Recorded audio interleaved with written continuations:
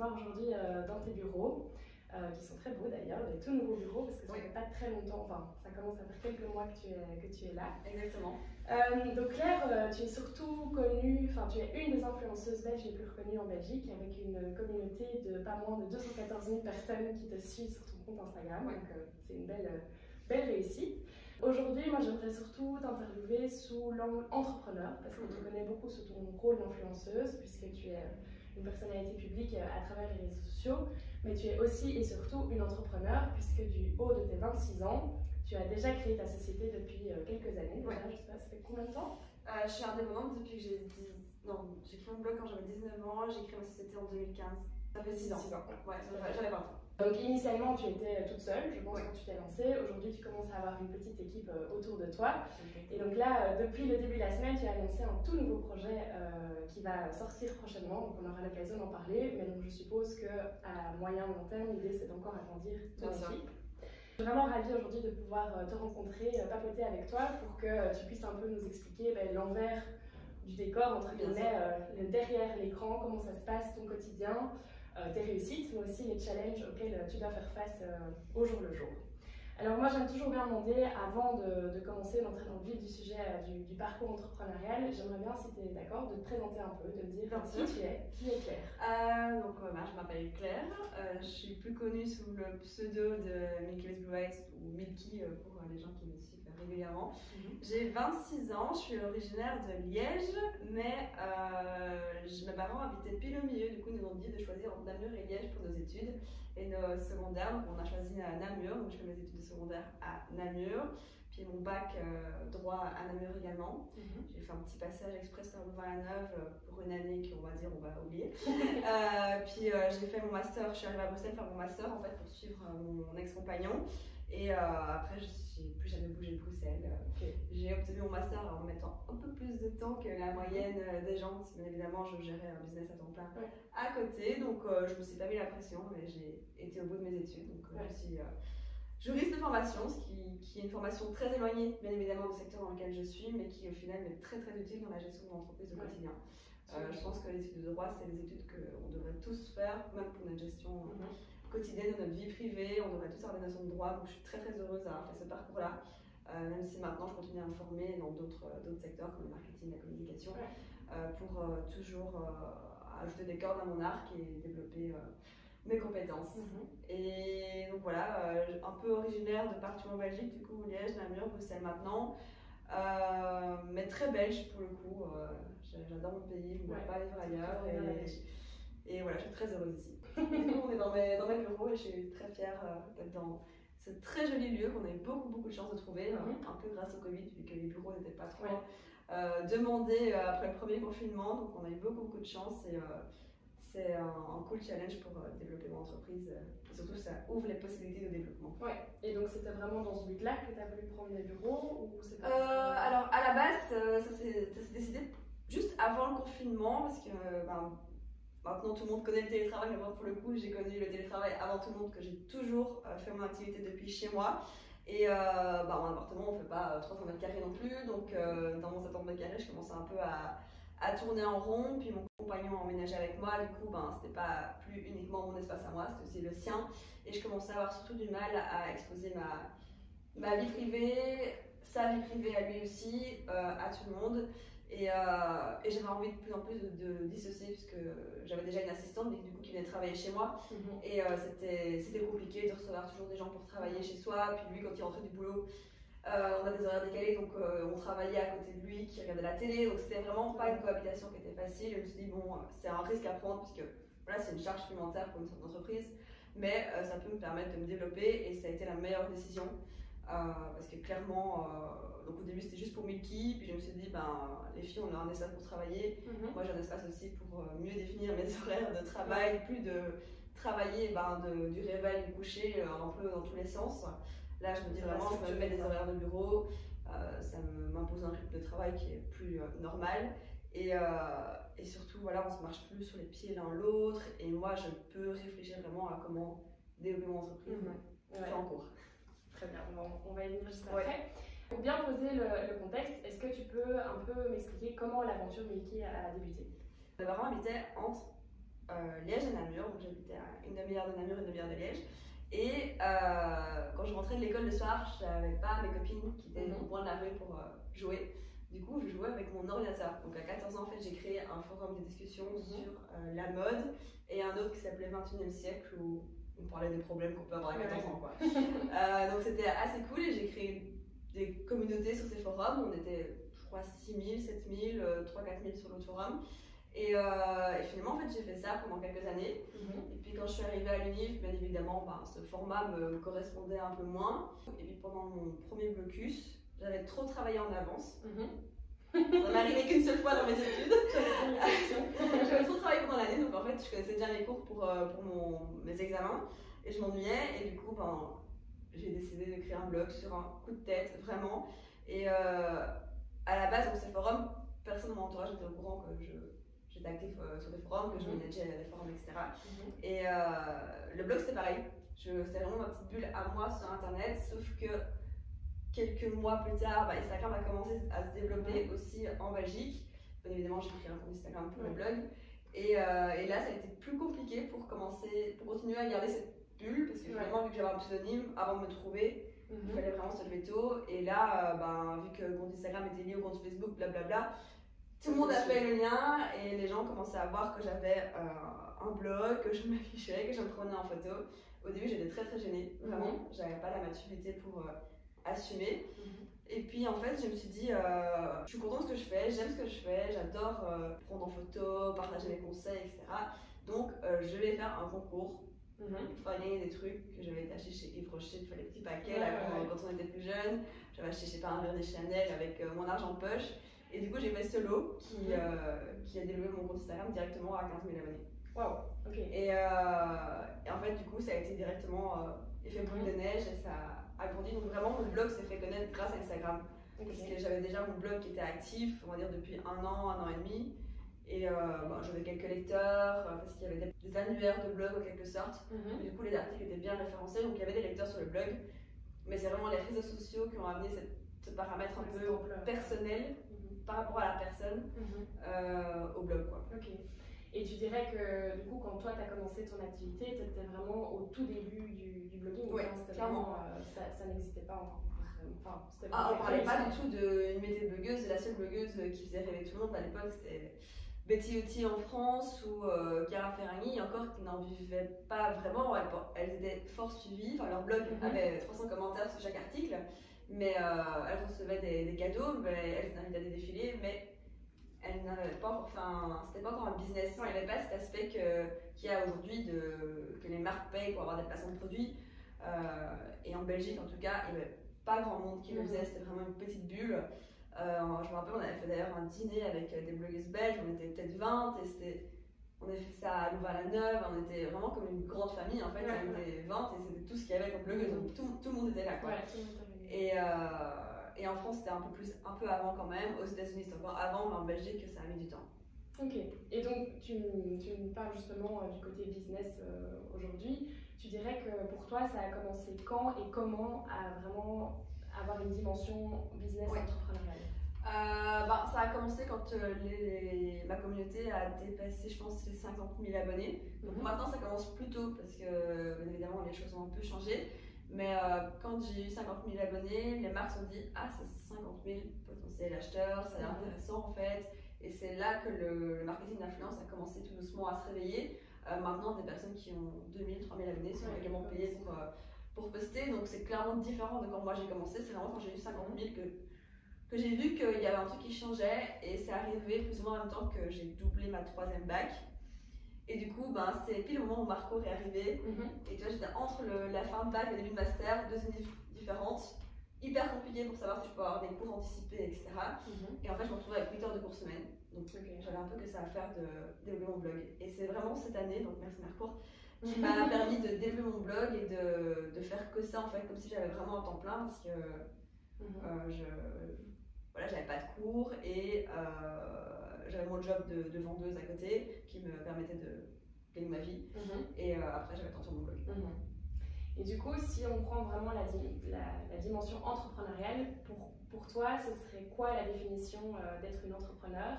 Et comment est-ce que ça s'applique à ton vécu, à ton activité Je dirais qu'être entrepreneur, oh, c'est hyper dur comme question. Ah. Est-ce que tu te considères par exemple comme une entrepreneur? Mais les gens ne respectent tellement pas les blogueuses influenceuses, comme on aime bien dire, que du coup il y a toujours ce syndrome de l'imposteur, donc j'ai du mal à dire je suis une entrepreneur, etc. Je dirais que, je sais pas. Parce que tu as quand même créé ta société. Oui, j'ai créé ma société. Ouais. Ou alors comment est-ce que tu te définis plutôt? Me définis moi? Oui, enfin dans ton activité quand je veux dire professionnelle. Je parle de moi toute la journée, mais je parle des vêtements que je porte, je parle pas de moi. Je sais pas, vraiment je sais pas dire. Tu dirais quoi? Pour moi, tu es vraiment une entrepreneur, oui. Ouais. Parce que, mais comment tu dirais?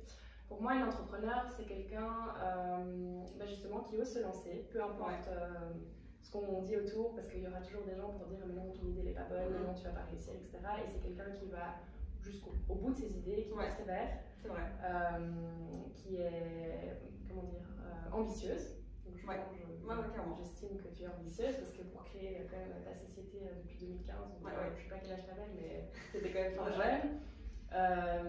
Entrepreneur pour moi c'est quoi? C'est quelqu'un qui essaye d'innover, même si c'est pas quelque chose de tout nouveau, mais d'essayer d'avoir un autre regard, une autre démarche par rapport à ce qui existe déjà. Je sais pas si c'est des choses qui parlent vraiment. Ouais, je dirais volonté, courage, innovation, persévérance. Parce qu'il faut s'accrocher aussi, surtout sur les réseaux sociaux, ça évolue tellement vite tous les jours, il y a limite une nouvelle tendance à suivre que c'est très compétitif. On doit être tout le temps à l'affût, on ne peut pas se reposer 2 minutes, les algorithmes ne permettent pas aussi ça. Dès qu'on ne poste pas au moins 10 stories par jour, nos vues sur les stories diminuent de moitié, ce qui est fatigant parce qu'en fait on dépend d'une plateforme pour gagner notre vie. Moi j'ai encore le blog à côté, donc on va dire que je ne suis pas uniquement Instagrammeuse, donc ça va. Mais en même temps, cette plateforme nous bouffe un peu au quotidien. C'est pour ça aussi que je voulais écrire en fait autre chose à côté. Parce que j'adore ce que je fais, mais je veux pas dépendre uniquement de cette plateforme qui m'en demande toujours plus en fait. J'ai l'impression que c'est toujours plus et que ça va jamais s'arrêter quoi. Et du coup justement, tu abordes ton nouveau projet. Est-ce que tu peux nous en parler un peu plus et nous dire qu'est-ce que c'est, en quoi ça va consister? Alors, dès que j'en parle, je suis encore toute excitée parce que c'est vraiment, c'est pas les prémices parce que c'est quelque chose que j'ai toujours eu dans un coin de ma tête.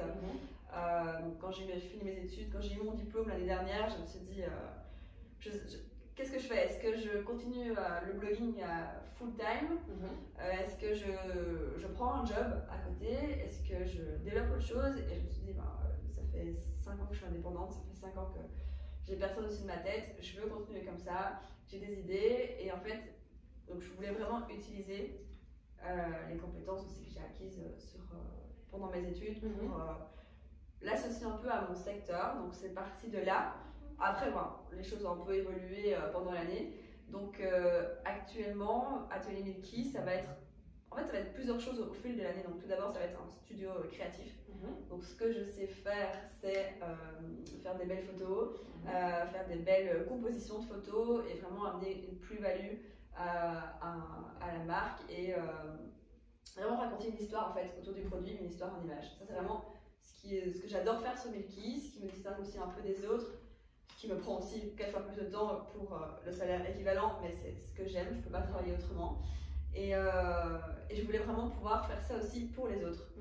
Donc j'adore le faire avec moi sur la photo, mais j'adore le faire aussi être derrière l'appareil photo et tout créer en fait de A à Z. Donc ça va être vraiment de la direction artistique, de la production de contenu. Ça va être aussi de la stratégie digitale marketing. Donc le but c'est vraiment de conseiller les marques qui veulent avoir une présence sur les réseaux sociaux et vraiment leur donner une approche du coup du terrain qui est simplifiée, qui n'utilise pas des gros termes marketing, on ne comprend rien, on est là, tu veux juste dire quoi, que tu racontes une histoire et que tu utilises l'histoire pour vendre tes produits avec le consommateur, au consommateur quoi.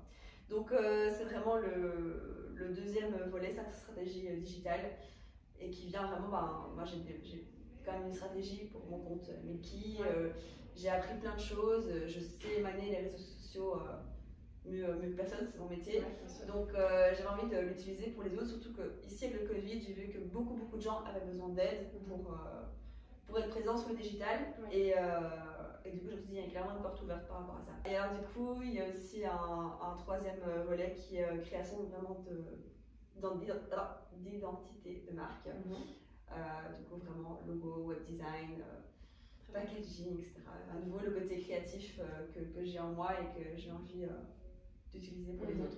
Et du coup, tout ça, tu vas le faire avec ton équipe, je suppose? Oui, exactement. Donc, j'ai Clara qui gère le côté stratégie avec moi. Moi, je suis toujours un peu la pierre angulaire de tout, mais les filles ont vraiment leur rôle défini. Il y a Tess qui a rejoint l'équipe ici début janvier, qui avait fait un stage l'année dernière et que j'ai engagé comme graphiste et photographe pour ça aussi. Et voilà, du coup, il y a sûrement des postes qui vont se créer aussi au fur et à mesure que les clients vont arriver. Si j'ai appris quelque chose de mon expérience d'entrepreneur, c'est qu'il ne faut pas aller trop vite, donc je me laisse le temps de moi-même pas me foutre une pression pas possible. Clairement, ce projet il est en cours depuis 8 mois, soyons honnêtes, mais je préfère que les choses se construisent, arrivent quand il faut petit à petit, plutôt que vraiment de me mettre une pression pas possible. Donc voilà, je pense que je vais attendre que les premiers clients arrivent pour engager plus. L'objectif, c'est d'agrandir la team. Ouais, je suis trop excitée. Ouais, j'imagine. Bah ouais, c'est super excitant parce que c'est un nouveau challenge aussi, finalement. Vraiment. Et comme tu dis, tu ajoutes des cordes à ton arc aussi, mais c'est vrai que là, ça fait plusieurs années que tu es dans le même secteur et peut-être que pas que tu tournes en rond, mais.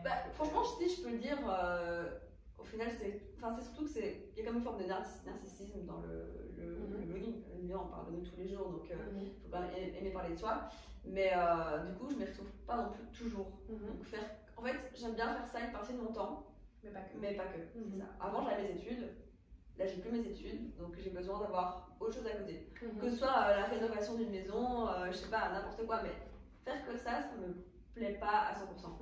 Donc c'est important pour moi de créer autre chose à côté. Et là, en l'occurrence, j'ai vraiment voulu utiliser ce que j'ai appris sur mes réseaux pour les autres. Alors, j'ai hâte de découvrir plus et d'en savoir plus, en tout cas. Est-ce que tu dirais que, en tout cas, tu as toujours voulu être indépendante? Est-ce que ça a toujours été une volonté pour toi?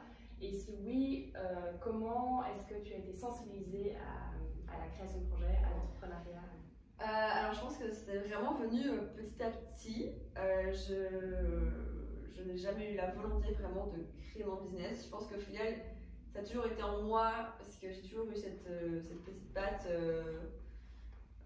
solitaire et vraiment en caractère indépendant. Enfin, mes parents m'ont toujours dit tu as toujours fait ta vie toute seule. Je faisais des bracelets de perles que je vendais à mes copines contre des feuilles d'idole. Je veux dire, c'était déjà un petit peu du business. Et j'ai toujours créé, joué, échangé. Et je pense que ça a toujours été en moi, mais sans vraiment le savoir. Je pense que ça vient de mon caractère qui est fort. J'ose beaucoup. Je pense que j'ai pas trop peur de me casser la figure. Et donc, en fait, je me suis pas posé la question indépendante ou pas. Je me suis dit, voilà, on m'a proposé de l'argent, pas tout de suite, moi je suis comme indépendante. Et mon père était indépendant, mais il était médecin, donc je pense que ça ne peut pas être similaire. Je viens d'une famille de médecins, donc clairement rien à voir. Il y a juste mon grand-père qui avait un magasin de matelas, donc peut-être que ça vient de lui, mais je ne l'ai pas connu en même temps. Donc voilà. Et après, du côté de ma mère, c'était fonctionnaire, donc vraiment zéro entrepreneur dans ma famille. Tu t'es construite toute seule. Je pense que ça vient de mon caractère. Après, on est des gros geeks dans la famille. Et mes frères travaillent ont aussi lancé leur boîte très jeune dans le digital. Donc je pense que c'est plus notre vibe fan d'ordinateur qui a génération aussi. Ouais, ça doit être ça. Tout à fait. On te voit, comme tu dis, on te voit au quotidien sur les réseaux sociaux. En apparence, ça a toujours l'air facile, simple, etc. Mais je ne doute pas qu'il y a beaucoup de travail derrière tout ça.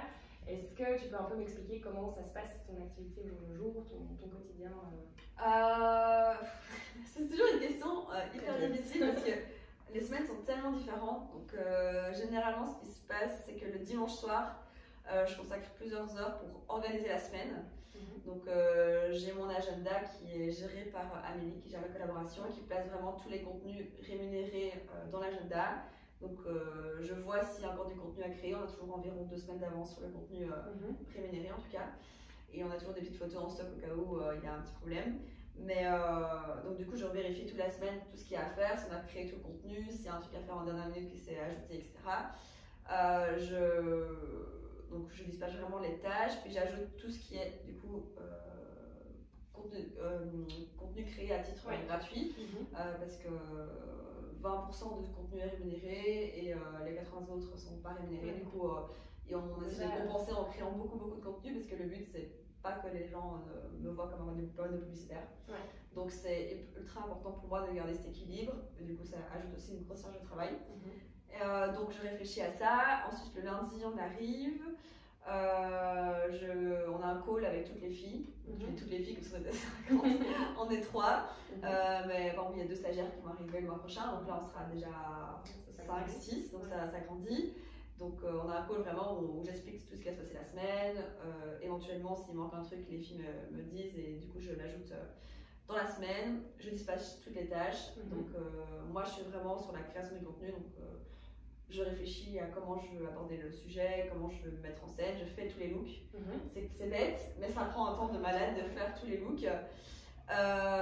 Les filles, elles sont plus sur soit de la veille, soit le blog aussi, du référencement. Quand il y a un colis qui arrive à tour de rôle, on a tout un processus de référencement des vêtements où on doit mettre dans une note l'intitulé du fringue, la taille qu'on a prise, le lien. On doit le remettre sur le blog, l'implémenter, et puis on doit, enfin c'est des trucs, ça paraît tout bête, mais on doit retirer les étiquettes, stimer le vêtement, le ranger, et c'est des trucs qui prennent quand même pas mal de temps. Donc il y a ça, puis il y a toute la rédaction d'articles, parce que clairement le blog est ma plateforme principale. On essaye que tout le contenu qui est créé sur les réseaux sociaux soit un satellite plus pour ramener finalement au blog. On a fait un nouveau design qui est maintenant assez optimal pour que les gens retrouvent vraiment toutes les informations possibles. Ouais, exactement. Et qu'on développe encore maintenant pour vraiment que toutes les infos soient mises dedans. Donc il y a ça, puis après créer le contenu, c'est ce qui prend vraiment la majorité du temps. On arrange ça, surtout en fonction de la météo. Dès qu'il y a un rayon de soleil, on court dehors faire des photos.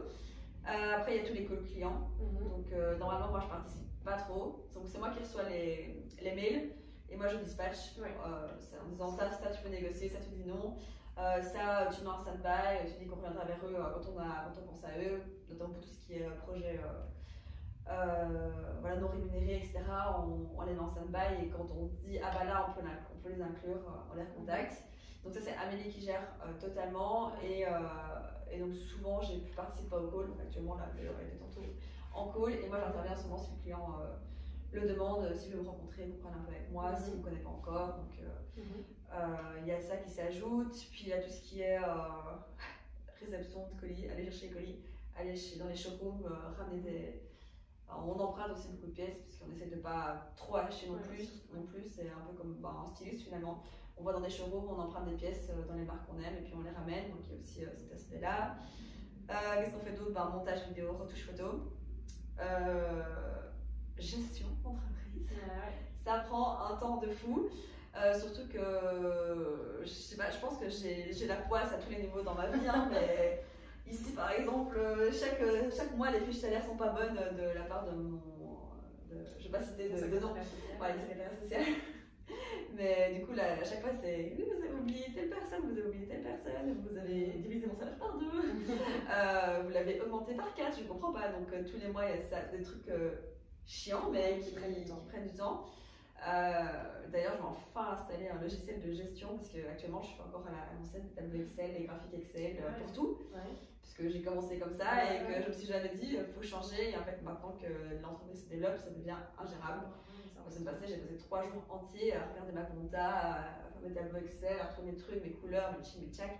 C'est plus gérable. Donc là, je regarde pour un nouveau logiciel parce que j'en peux plus. Et donc ça prend vraiment beaucoup de temps. Tout ce qui est aussi SAV, etc., rappeler plein de gens, c'est bête, mais ça prend vraiment un temps de malade. Et c'est les joies cachées. Les joies cachées en pas forcément. Franchement, j'ai l'impression que tu ne peux jamais vraiment avoir une routine au niveau du business qui tourne bien. Parce qu'au final, on a besoin tellement d'intermédiaires que pour gérer l'entreprise, qu'il y a toujours une info qui se perd quelque part. Où eux, toi tu gères ton business donc tu sais tout, mais eux, ils en gèrent peut-être 40 et du coup, ils s'en foutent un peu de toi, ils font ce que tu leur dis et ils s'en foutent, ils font pas attention quand ils font les fiches salaires et tout, donc tu dois toujours revérifier le travail des autres, c'est un peu pénible et ça peut pas tourner normalement. Donc, j'ai interviewé justement Anaïs, la fondatrice de Cocoa, je sais pas si tu connais la pâtisserie, c'est une pâtisserie florale. Et j'ai interviewé hier et elle me disait, en tant qu'entrepreneur, il faut aimer les problèmes. Oui, c'est clair, c'est vrai. C'est vrai. C'était bien dit, je trouvais. Alors, justement, en parlant de problèmes, enfin raccourci vers les challenges, tu dirais que jusqu'à présent, avec le recul que tu as maintenant sur tout ton parcours, tu dirais que qu'est-ce qui a été ton plus gros challenge jusqu'à présent? Je dirais que c'est déjà de vivre des réseaux sociaux, c'est déjà un challenge au quotidien dans le sens où on dépend d'une plateforme. C'est pas tant on dépend de l'utilisateur, on dépend de la plateforme qu'elle nous met en avant ou pas. Par exemple, hier j'ai posté une photo que j'adore, qui est sur moi assez cool, et Instagram me l'a montré qu'à 25 000 personnes de ma communauté. Donc j'ai eu des likes, proportionnellement j'ai un bon ratio, mais le 25 000 personnes sur 215, je sais plus combien j'ai de followers, c'est rien du tout. Donc en fait, c'est frustrant de se dire on crée du contenu pour que ça ne fasse pas montrer par la plateforme. Moi, c'est pour ça aussi que j'ai gardé mon blog et que je fais un peu la dinosaure par rapport à ça, alors qu'il y a quand même de moins en moins de monde qui lise les blogs, soyons honnêtes. Mais pour moi, c'est essentiel que je garde ma part d'indépendance par rapport à cette plateforme. Quand je crée un article sur le blog, j'ai ma communauté sur le blog qui est affiliée à ma newsletter, je sais qu'il y a 50% des gens qui lisent l'article, je le sais.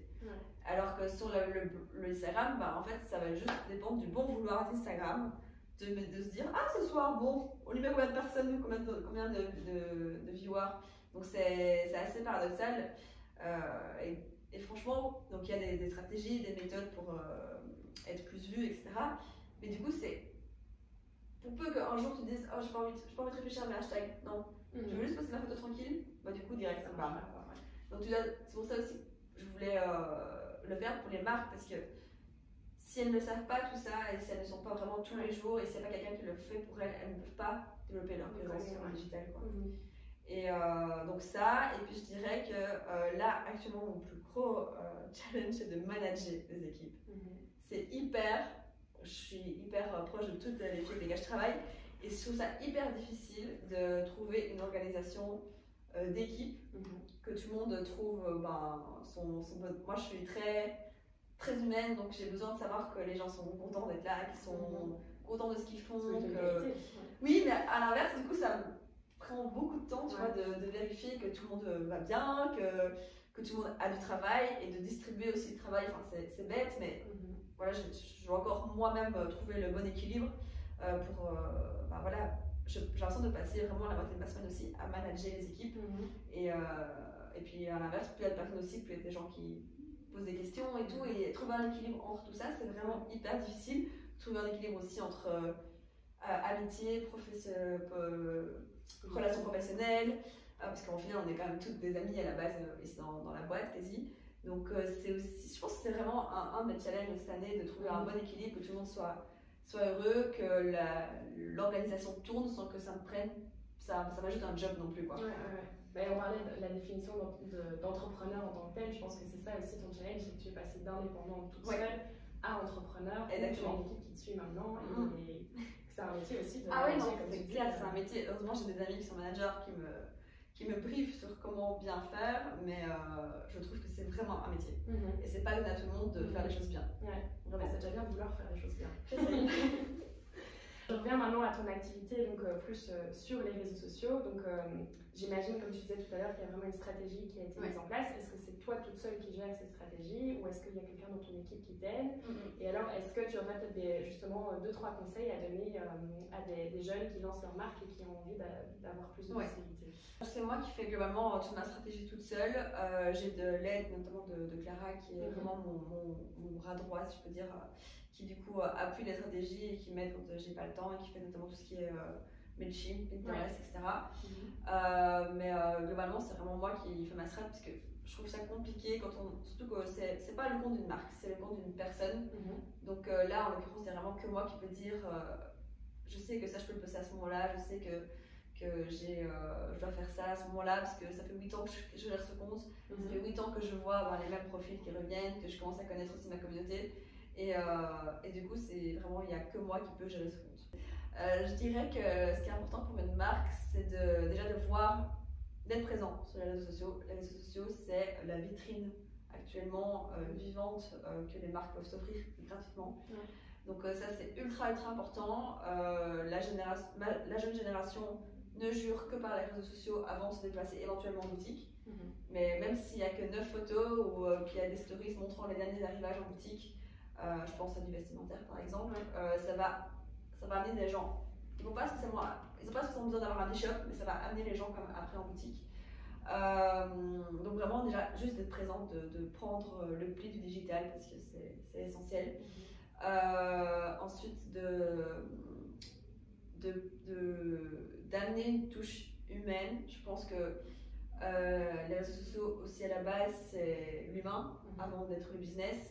Donc ne pas hésiter à montrer tout ce qui est coulisses, fonctionnement de l'entreprise. Je pense que les gens s'ils suivent une marque aussi c'est pour suivre la personne derrière la marque. Pour suivre ses conseils aussi au niveau de la gestion, de montrer tout ce qui entoure la gestion quotidienne, l'envers du décor. Je pense que ça intéresse beaucoup les gens. Et quand il y a une touche comme ça plus personnelle, le consommateur va être plus fidélisé parce qu'il va être touché. Enfin, c'est jouer un peu avec les motifs, mais bon, il n'y a rien à faire, c'est ça qui fonctionne. C'est avoir une touche attachante par rapport à l'utilisateur. Et après, mettre le storytelling vraiment au centre de l'utilisation des réseaux sociaux. Je dirais que ça, c'est le truc le plus important à faire. Et après, être régulier. Donc, ne pas poster 3 photos, puis pas pendant 3 semaines. Non, il faut poster pas tous les jours, parce que je sais bien que pour une marque, c'est un job à temps plein de poster tous les jours, mais au moins 2-3 fois par semaine et des stories au moins un peu tous les jours. Si tu devais tout redémarrer à zéro, est-ce que tu referais exactement de la même manière que tu as fait ou est-ce que tu changerais des petites choses? C'est difficile parce que je pense que mon parcours, je ne le regrette pas du tout. Mais je pense que même si mes études, je les ai adorées et que je vois actuellement qu'elles me sont hyper utiles, je pense que j'aurais préféré faire des études d'architecte. Vraiment, c'est un truc. Ou bien. Moi, j'ai tellement envie dans ma vie que je pourrais faire n'importe quoi. Cette vie, quoi. Ouais, vraiment.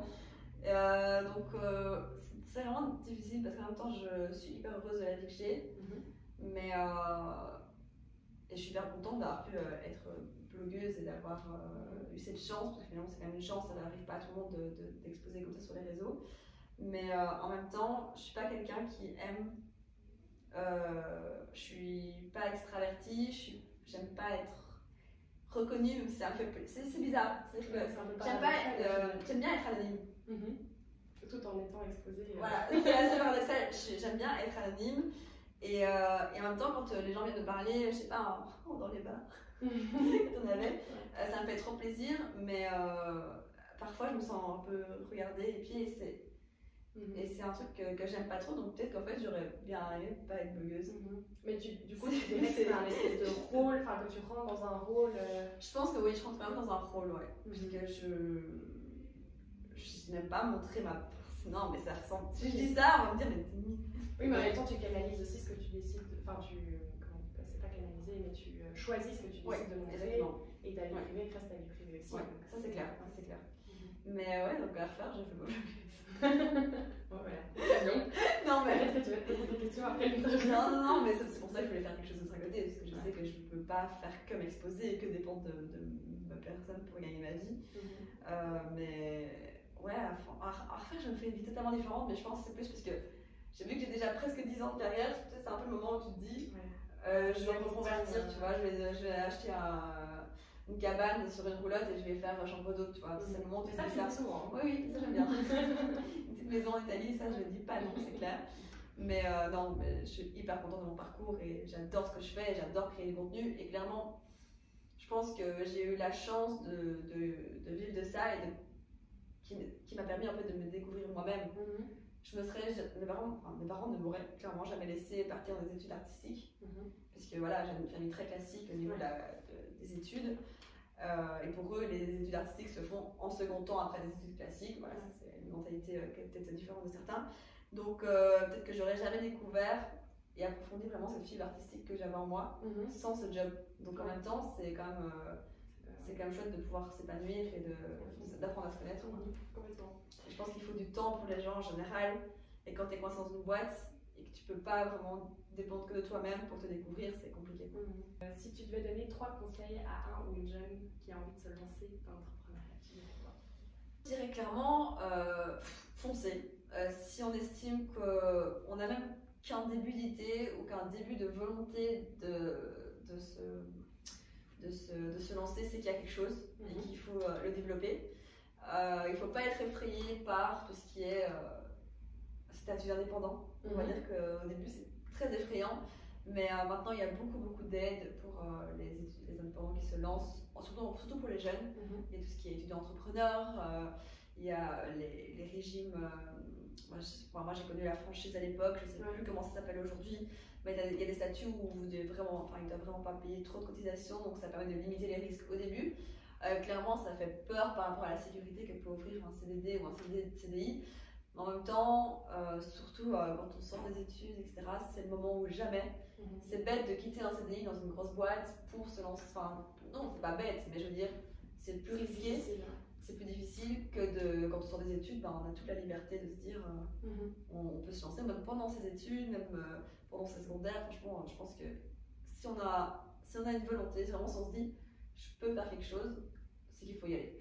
Après, je dirais qu'il faut aussi s'entourer des bonnes personnes et ne pas avoir peur de s'entourer. Donc moi, c'est une erreur que j'ai faite, autant dans ma vie privée que dans ma vie professionnelle, c'est de vouloir faire tout toute seule. Il y a un moment où il faut accepter qu'on n'a pas toutes les compétences, qu'on n'a pas toutes les connaissances et que d'autres peuvent nous élever aussi et nous aider à aller plus vite et à mettre des choses en place très chouettes. Donc vraiment ne pas avoir peur de s'entourer, mais en même temps, il faut sentir les bonnes personnes avec lesquelles on peut s'entourer, parce qu'on peut aussi être très mal entouré en tant qu'entrepreneur et très mal conseillé, et du coup vraiment se casser la figure. Après, selon moi, c'est aussi ça, être entrepreneur, c'est se casser la figure. C'est des leçons au quotidien tout le temps qu'on apprend, qu'on ne répète pas par après, et se casser la figure en même temps, c'est pas un échec. Vraiment, c'est pas un échec, c'est que c'était pas le bon moment, c'est que c'était pas les bonnes personnes, c'est que c'était pas le bon produit. Mais ça n'empêche que le suivant ne peut pas cartonner. Donc je dirais qu'il ne faut vraiment pas avoir peur de se casser la figure. Oser, s'entourer et se laisser le temps, ne pas vouloir aller trop vite. Donc je pense que quand on est jeune, on a envie de directement avoir tout qui va très vite, qu'on veut que le produit soit fait la semaine prochaine, que tout soit prêt. Et voilà, d'expérience, la précipitation n'amène que des ennuis. Donc même si votre projet met 3, 4 mois, 5, 6 mois, 7 ans à être fait, c'est que c'est le temps qui est nécessaire pour votre santé mentale, pour votre réussite, et voilà, il vaut mieux prendre le temps. Parce que ça aussi, c'est pas parce qu'on est entrepreneur qu'on est obligé de se tuer à la tâche, qu'on n'est pas obligé, enfin parfois on n'a pas le choix, mais le travail c'est 100 heures semaine, mais voilà, c'est important de prendre aussi du temps pour soi. Moi je remarque que c'est vraiment quand je ne mets pas la pression que je suis la plus créative et la plus efficace. Enfin, surtout quand on a un métier créatif, c'est important de prendre du temps pour se poser, pour laisser son esprit à plat pour qu'il puisse carburer sur des idées. Il y a toujours un moment où la créativité elle bloque. Pourquoi? Parce qu'on a trop de choses dans la tête et la tête doit être vidée. Donc c'est important aussi de prendre du temps pour soi. Voilà, merci, quelques petits conseils. En tout cas, Claire, merci beaucoup pour ton temps. C'était vraiment un très chouette moment passé, hyper inspirant. Tu m'as appris plein de choses parce que du coup, moi je te suis derrière à travers les réseaux sociaux, mais c'est vrai que j'ai jamais eu l'occasion de parler vraiment avec toi. Donc c'est chouette de pouvoir en apprendre plus sur le métier, ton métier, et aussi sur tous les nouveaux projets que tu as. Donc je te souhaite plein de réussite. Ça va cartonner.